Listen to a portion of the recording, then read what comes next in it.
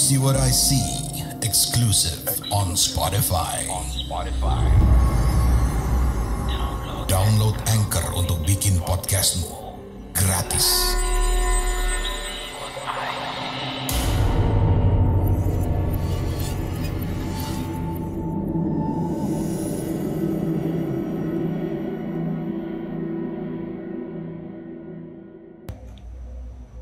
Saya sudah lama tak pulang kampung karena bapak dan ibu sudah meninggal belasan tahun yang lalu.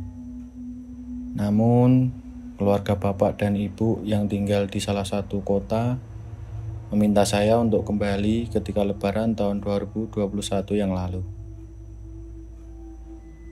Awalnya saya menolak.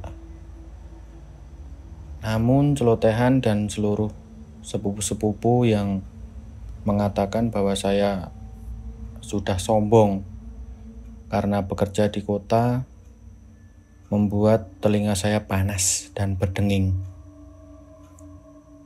Sebenarnya saya sedang tak berusaha untuk menjauhi paman, bibi, saudara-saudara ibu, dan sepupu-sepupu saya yang lain. Hanya saja ketika saya kembali dan tak melihat keberadaan bapak dan ibu membuat saya sedih. Apalagi saya adalah anak satu-satunya yang memang dimanjakan bapak dan ibu semenjak saya kecil. Tetapi karena rasa manja yang berlebihan dan sikap bapak dan ibu yang selalu menuruti apa-apa saja yang saya mau, membuat saya keras kepala, egois, dan hingga akhirnya saya keluar dari rumah karena keinginan saya waktu itu tidak dikabulkan oleh bapak dan ibu. Bahkan ketika bapak dan ibu meninggal, saya tak pulang. Beberapa orang sepupu saya hanya video call. Mata saya tidak menangis, tetapi saya tetap merasa bersedih. Namun, keangkuhan dan keegoisan saya sebagai laki-laki membuat saya tidak meminta maaf hingga detik ini juga. Katanya doa orang tua adalah doa yang paling makbul.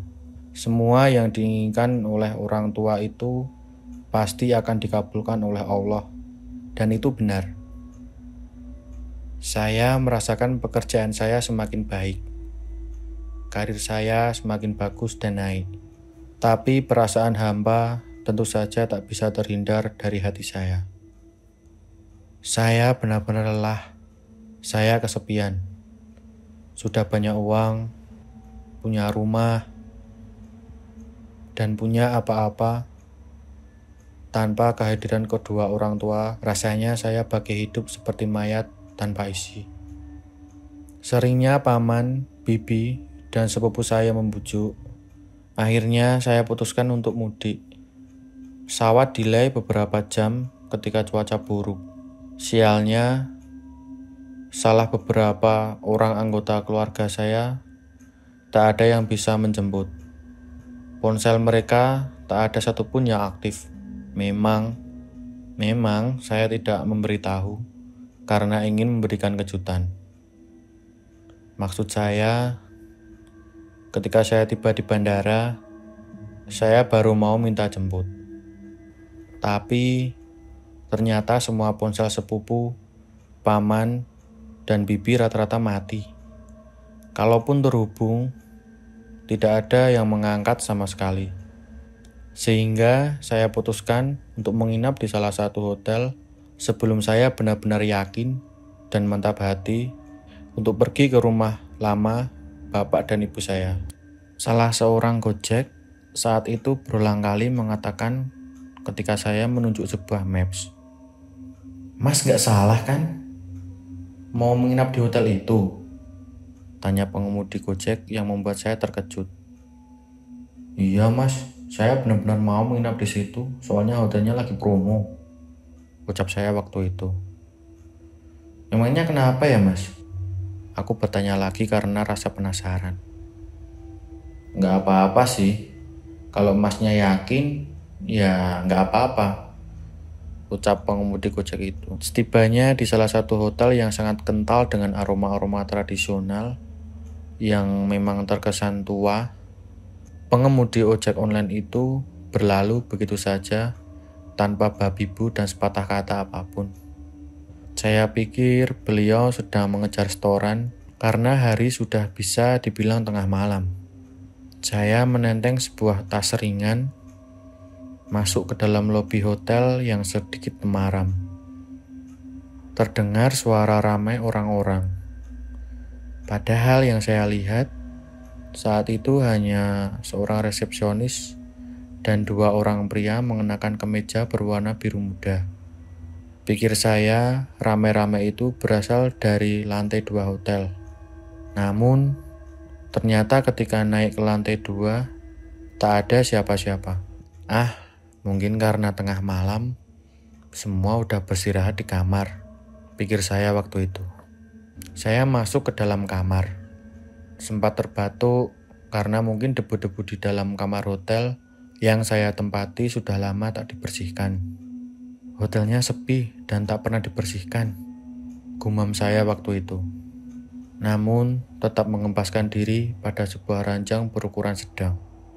Saya kembali mencoba menghubungi beberapa orang saudara, sepupu, tapi lagi-lagi tak ada yang menjawab. Sahur kan sebentar lagi. Mungkin saat sahur, satu persatu sepupu akan membalas pesan saya. Gumam saya waktu itu. Saya masuk ke dalam kamar mandi, berusaha untuk membersihkan diri, meletakkan handuk pada gantungan. Ketika saya mandi, terdengar suara televisi yang menyala. Saya pikir itu dari kamar sebelah. Tetapi ketika saya selesai dan beres mandi, saya terkejut karena televisi di kamar saya yang ternyata menyala. Yang lebih membuat terkejut lagi, ketika tayangan di televisi itu tayangan yang benar-benar lawas sekitar tahun 1960-an.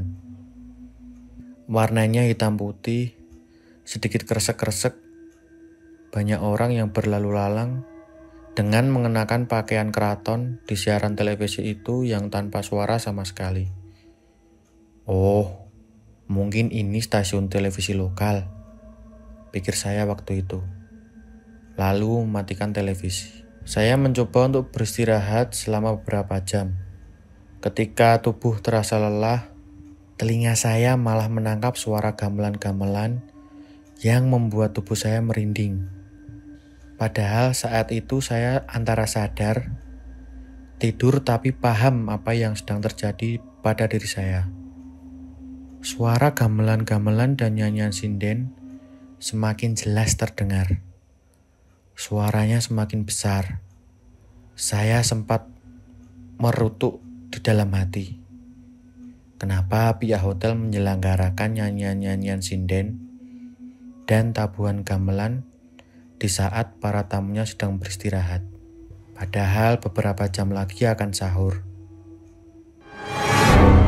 Karena nyanyian-nyanyian itu tidak juga berhenti, saya putuskan untuk komplain kepada staf hotel. Ketika saya menghubungi dengan intercom, masih terdengar jelas tembang-tembang itu. Tubuh saya tak berhenti merinding saat itu.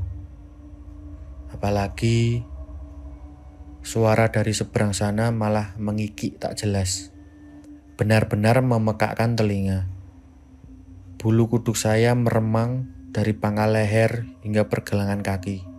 Saya menutup telepon, terkejut karena ada begitu banyak pesan chat dan masuk beberapa orang sepupu saya juga berebut menelpon. Mas, kamu nginep di mana? Tanya sepupu saya yang bernama Kinanti. Di hotel ini, ucap saya menyebutkan nama hotel tempat saya menginap. Ngapain kamu nginep di hotel itu, Mas? Hotel itu sudah sepi, memang masih buka, tapi tak ada tamu yang mau menginap di sana. Soalnya, ucap Kinanti tak menyelesaikan kalimatnya saat sepupu saya yang lain, Arum, berusaha membuat Kinanti untuk tak memberitahukannya. Mas, keluar saja dari kamar, kemasi barang-barang. Mas Toyo sama Mas Tommy sudah menjemput. Sudah berangkat dari 15 menit yang lalu. Tunggu saja di depan. Perkataan Arum dan Kinanti membuat tubuh saya benar-benar merinding. Saya menjadi yakin bahwa apa yang terjadi dengan saya beberapa menit lalu itu memang tak wajar. Buru-buru saya menarik koper. Ketika saya mencoba untuk membuka pintu, entah kenapa pintu itu malah macet. Terdengar suara tembang kenangan yang diputar. Berdecit, suaranya terdengar hingga ke telinga. Lalu senandung-senandung bahasa Jawa terdengar dari arah kamar mandi. Saya mundur dan menutup pintu kembali sambil membaca doa dan berharap bisa keluar dari kamar ini dengan segera. Setelah saya coba kembali, untungnya pintu terbuka. Saya berlari dari koridor yang benar-benar gelap. Saya tak menyangka, padahal menurut saya ketika saya pertama kali tiba di hotel ini, suasana masih benar-benar ramai dan bising. Walaupun tak satu orang yang terlihat, resepsionis nampak berdiri dengan wajah yang aneh ketika melihat saya berlarian berusaha menggapai-gapai. Namun, gapaian itu malah terlihat berbeda di mata saya. Untungnya ketika saya keluar, Mas Tommy dan Mas Toyo memang sudah ada di depan hotel. Saya masuk dengan napas terengah-engah. "Kamu ndak apa-apa?" "Nggak apa-apa, Mas," ucap saya waktu itu bagai terbangun dari sebuah mimpi yang benar-benar buruk. Beberapa hari di rumah Paman dan Bibi, sepupu-sepupu saya tidak menceritakan apapun. Cerita mereka selalu terganjal di tenggorokan dan akhirnya saya capek untuk menanyakan lebih lanjut. Mungkin teman-teman ada yang memiliki pengalaman menginap di hotel ini? Apakah ada pengalaman yang sama dengan pengalaman saya? Kamu punya pengalaman horor? Kirim ceritamu ke podcast.ceritahoror@gmail.com.